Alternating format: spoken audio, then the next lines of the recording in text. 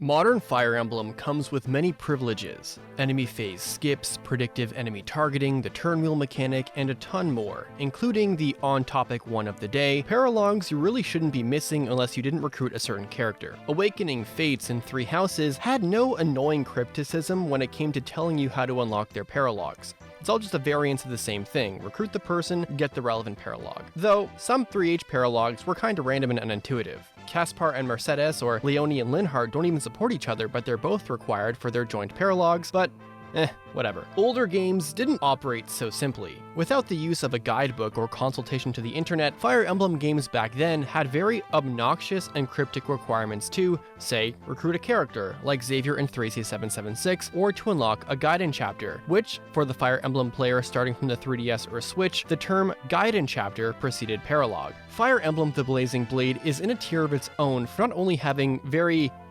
particular Gaiden and character unlock requirements, but also some chapters would have alternate versions of themselves, complete with different bosses and scenarios depending on what feels like completely random parameters. FE7 took the obscure insert thing here requirements to the series to the absolute max. Today we revisit such requirements, both to enlighten those who never knew, those who are currently playing FE7 on NSO, and to reignite the collective confusion of sometimes fighting Germ, but then also sometimes fighting Kenneth. In Fire Emblem 7, there are 3 modes: Lyn, Eliwood, and Hector mode. Lyn mode is a 10-chapter campaign that has a very simple single Gaiden requirement in Chapter 7. All you need to do is complete it in less than 15 turns to unlock 7x. There are a few Gaiden requirements that are triggered by a simple turn count. Lyn mode's 7x, Eliwood mode's 18x, Hector mode's 19x, and Hector mode's Chapter 32x. These are the most reasonable requirements in the game. The only thing to note about Lyn mode is that leveling up Nils to at least level 7 before the end of Lyn mode, which is harder than it sounds, is highly recommended, but we are going to table this for now.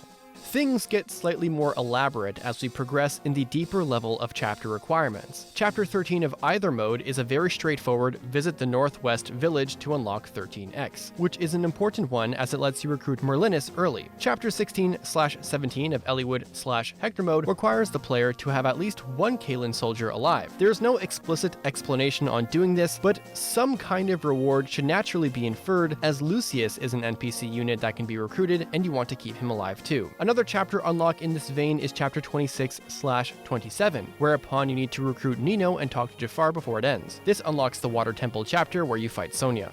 I would classify all these as level 2 confusing to unlock, because they are hard to miss, and if you're taking your time out with the chapter, visiting villages, and talking or protecting the NPC units, these Gaidens should come naturally to you. No guide required. Alright.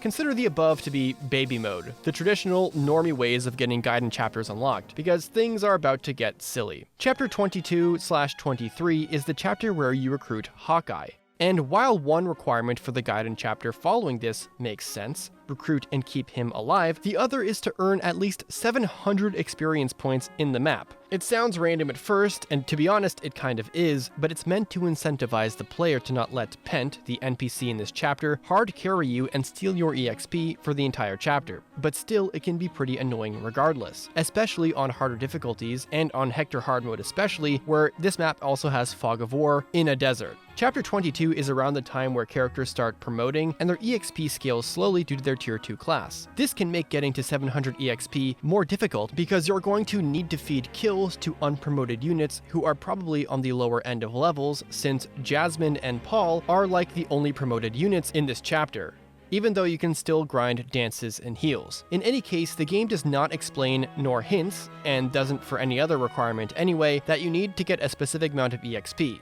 So, have fun. Chapter 19x, like I mentioned earlier, has a straightforward recruitment for completing Chapter 19 in 15 turns or less. But Chapter 19x... X? The Gaiden chapter within a Gaiden chapter, exclusive to Hector mode? You first need to defeat Kishuna, the weird magic seal unit who is surrounded by very high level units with powerful weapons, with annoyingly good defensive stats that are better in Hector hard mode, like 52 HP, 25 speed, and 14 defense, and depending on the mode and difficulty, he will retreat at different times too. He will not retreat unless attacked on Eliwood's story. In normal mode for Hector's story, he will leave at the beginning of turn 15 unless Aeon is defeated beforehand, and in his hard mode it's the same, but it happens in turn 12 rather than 15. So not only do his stats make him basically impossible to double at this point in the game unless you have good RNG with speed, and no magic user can touch him due to his effect. You also have one turn to defeat him before he leaves. But say you do defeat him, you should be good to go for 19XX, right? Wrong! Remember when I said you had to get Nils to level 7 before the end of Lin mode? It's all because of the second requirement to get XX. Nils and Ninian are story relevant to Nurgle, and so is Kishuna too. So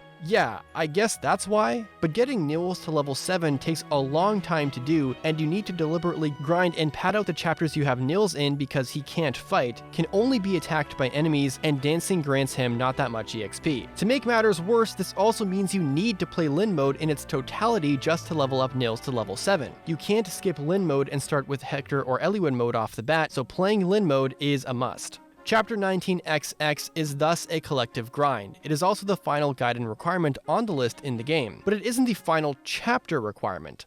Yes, there is a difference between chapter requirements and Gaiden requirements. There are two chapters that have alternate forms of themselves, offering up different maps, enemy layouts, bosses, and recruitable characters. Chapter 23/24 is the first pair of the two. The A variant sees you fight Linus in a city map. Here you can recruit Yeats by talking to him with Dart. The B variant has you cross blades with Lloyd, and here you can recruit Wallace by talking to him with Lyn, Kent, Sane, or Florina. The determining factor? If the three lords, Lyn, Eliwood, and Hector, have a combined level greater than 50, the game goes to the A variant. If lesser, the B variant. That is also kind of hard to get. A total of 50 levels means either each lord is level 17 or a variation of those levels, or one of them is maxed at 20, with the other two splitting the load between 30 levels. Capping one of them is doable, but I personally remember as a child getting the Lloyd map often because I always neglected Lyn and the non-root lord. I never invested much into all three of them at the same time, and it was only until much later where I learned about this requirement because I really wanted to get Geats, but I didn't know how to get him.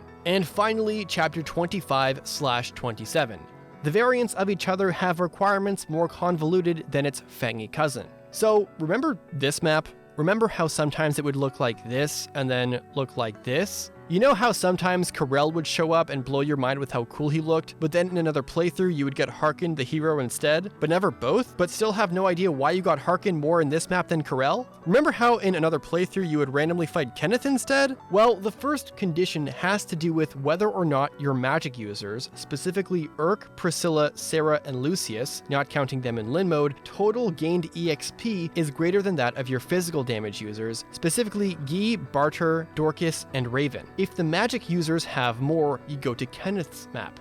If less, you go to Germs. You are more likely to get to Germs' map due to the nature of these characters. Priscilla and Sarah are both healers, and so getting them EXP is harder. Lucius is just not that good, and Urk is still good, but the melee users are just easier to use because they can net kills, and Guy and Raven have high kill power due to their attack speed. So unless you're deliberately grinding your healers and mages, it is more likely you end up fighting Germ. The Karel/Harken condition is separate from the map conditions though, and even has unique conditions of their own. For Kenneth's map, to get Karel, defeat 2 promoted enemies before turn 10, otherwise you get Harken.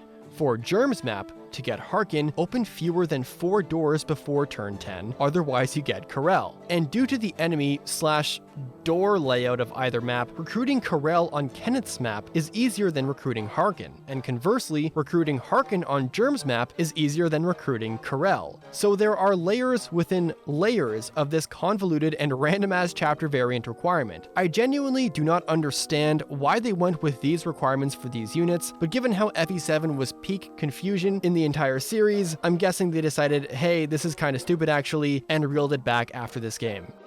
But these random, hidden requirements are low-key peak gaming? Secret requirements and stumbling upon new chapters for seemingly no reason is part of the wonder of games that do this. When I was a kid, I remember looking at the support viewer, seeing the darkened out units I have yet to recruit, and after completing the game, wondering just who these silhouettes were supposed to be. Modern Fire Emblem is very straightforward nowadays with the units you can recruit. There's not much secrecy anymore, and most of the time they're just like retainers now, or at the very beginning of the game that you see. I'm brought back to the feeling of missing the Byleth recruitment in Three Hopes, and how missing the order of things felt for me. Then to go back and do it right, and get the alternate ending, it's great. Feels really cool. These secrets or specific recruitment / chapter variants / guidance requirements are missed, and I hope they come back. Albeit not as unhinged in FE7, but I would appreciate it coming back in some form. Well everybody, that will do it for today's video on weird FE7 chapter requirements. I hope you did enjoy it, and if you did learn anything or got refreshed on some things you might have misremembered, please let me know down below in the comments. And of course, please don't forget to leave a like, and if you haven't subscribed yet but you like my content, please consider doing so. That's it for this video. Deuces.